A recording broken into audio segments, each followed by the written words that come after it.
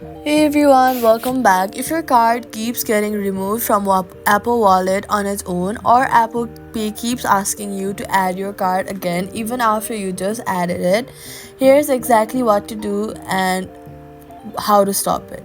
First, go to the Settings app and then tap on your name at the top. Then tap iCloud and scroll down to find Wallet.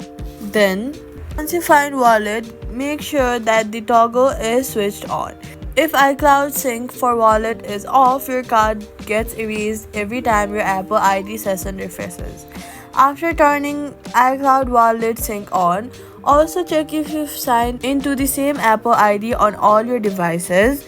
Go to Settings and then tap on your name once again and scroll to the bottom to see all the devices. If wallet is sharing across devices and one device does not support a card, it can use removal conflicts. Also check with your bank. Some banks deactivate Apple Pay cards after periods of inactivity or security changes on the account. Call the number on the back of your card and ask if your digital wallet card is still active on their side. So all you gotta do is turn iCloud Wallet sync in settings, make sure you're on the same Apple ID, and check with your bank. Cards will stop disappearing. Subscribe for more wallet fixes.